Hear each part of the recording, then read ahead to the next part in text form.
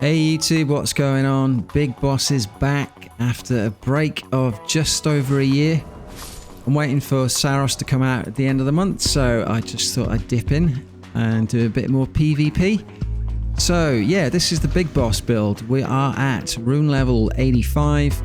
We've got plus 17 regular, plus 7 somber weapons. Reason for that, general rule of thumb for mid-level invasions, divide your rune level by 5 to get your weapon level. And the good thing about being plus 17 is that we won't match with anyone who's got maxed out weapons. So obviously you have to think about the damage you do, but you have to think about the damage you take as well. And as this is a cosplay build, we're not that tanky. Now, full stats and gear are in the video description, but we have 50 dex, and our main weapons are lightning infused Misericorde for that backstab damage, and the Sword of Night, which has a really good multi-hit combo. So the way I use this, running R2, which will hopefully stun your opponent. That gives you enough time to get off an uncharged L2, which will combo into an R2. And if you've got Shard of Alexander and the Thorny cracked here, you get that multi-hit damage bonus as well, and that's normally enough to finish someone off. Other weapons, I've got Dryleaf arts in my offhand for a bit of CQC, though I think you only see it once in this compilation.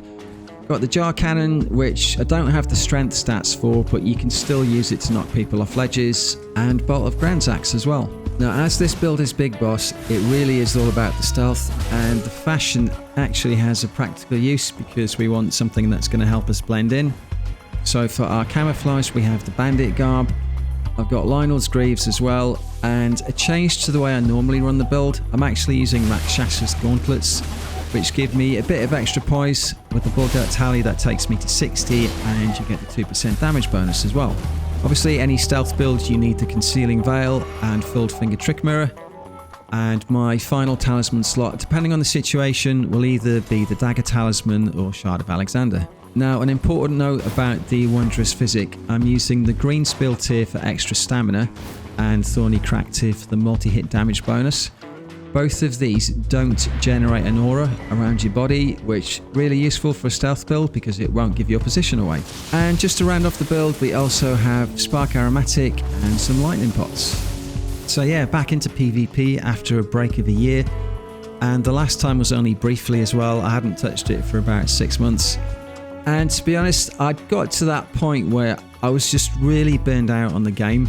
Probably played it too much at the expense of other games, and all I could see was the flaws in the game, and I'd stopped appreciating all the really good things it does. So to come back with a fresh set of eyes, actually just genuinely surprised at how much I enjoyed it.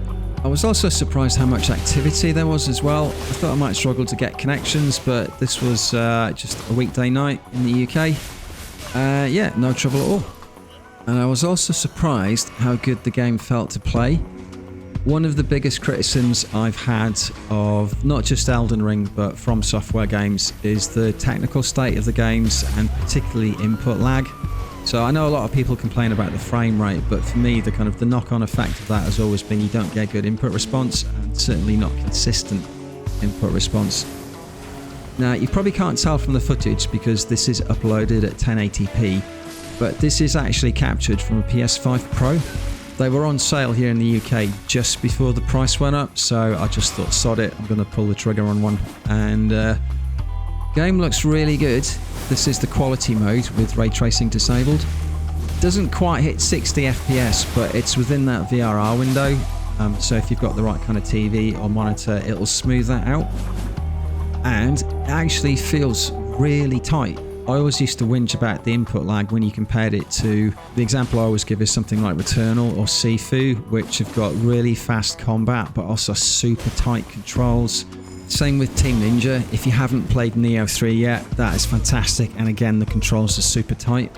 I always felt FromSoft games were a little bit sluggish because there's the technical input lag, because basically they don't optimize their games properly, but when you've got roll on release and run on hold, there's that added level of delay as well. But actually playing it on the Pro felt pretty snappy. Alright, now this invasion here is actually quite a good example of how the stealth mechanics work in Elden Ring. So we have Concealing Veil, so when we're crouched they can't see us at distance.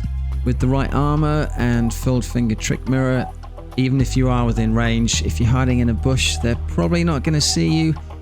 So to sneak up on this guy here, we've just got to give ourselves a wide arc. Just hope he's not panning his camera. There we go, that's the backstab. I'm guessing he's got good damage negation because that didn't quite finish him off. But you can see how useful Spark Aromatic is there as a quick follow-up. Then just got to swap our tally from Dagger to Shard of Alexander to boost RL2. And try and finish off the host. The stealth mechanics are pretty simple, but it never ceases to amaze me what you can get away with. There we go, GG. The host and the Phantom, they're always looking for a red invader. They're probably checking the middle distance, so you can be right under their nose and they won't spot you. It just makes me laugh every time. But what's really cool about doing stealth in Elden Ring PvP, I love things like Metal Gear Solid and the stealth mechanics you get in stuff like Neo and Rise of the Ronin and Ghost of Yotei. But you always know what that NPC is going to do because their movements are scripted. Obviously in Elden Ring PvP, these are other people, they can be so unpredictable. You think you've got them, you run up, try to get a backstab, they move at the last second. Just all sorts of crazy things can happen and I love it. And it's probably the reason I played PvP as much as I did, because you just can't get this kind of experience anywhere else. I also think it's a really slept on mechanic. I hardly see any other people use stealth in their invasions. Obviously Peeve is the one everyone knows with Red Eye Eno, but other than that you might see someone dabble with it occasionally. And if you think about it, the way PvP works, you're normally going to be outnumbered 3 to 1. So anything you can use to your advantage to level the playing field, I think you should use it. Obviously it gives you a way to sneak up on players unnoticed. I do like to try and get the host right under the noses of the phantoms. That does make me laugh. But if you're being hunted as well and you've got Concealing Veil, you've got the filled finger trick mirror, you can get out of their line of sight, you can hide in a bush, and that just gives you a chance to reset. Now, talking of stealth games, I did a little post last week because I just finished Ghost of Yotei, which I thought was alright. It's a really good game, but story didn't grab me the way Tsushima did. And I asked people if they played Yotei and Assassin's Creed Shadows, which one they preferred, and it was pretty much everyone saying Yotei. But I thought, I've been looking at Shadows ever since it came out because I love that era. I love Shinobi games. Surely there's got to be something in there because most reviews were wrong about Rise of the Ronin, for example. That's one of my favourite games this gen. It's not perfect by any means, but it does enough right to be a fun time. So I traded in Yotei for Shadows, and I gotta say, I got about 5 hours in and I had to stop. Unfortunately, all the Ubisoft cliches are true. There might be a good game in there somewhere, but it's just buried under so much bloat. The way your character progression and unlocking abilities is so heavily dependent on doing side activity is, I think, pretty obnoxious. Now, other games of that type, Ronin, Yotei, they have side activity too, but it's not essential. It's just kind of a little bonus if you want to do things faster, but it doesn't gatekeep your progress in the game the same way Assassin's Creed Shadows does. So I've dropped it, and that's how I ended up doing some more Elden Ring PvP. I am mildly regretting trading in Yotei, but it's fine. I think I'd probably play Tsushima again rather than do New Game Plus in Yotei. And in fact, when I'm done with Saros, I think that's what I'm going to do.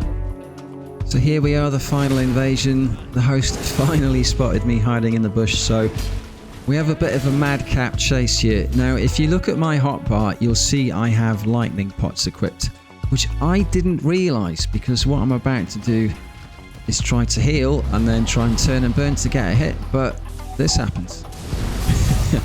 Oops. Thanks for watching, hope you enjoyed the video, and I'll catch you soon. Snake, what happened? Snake!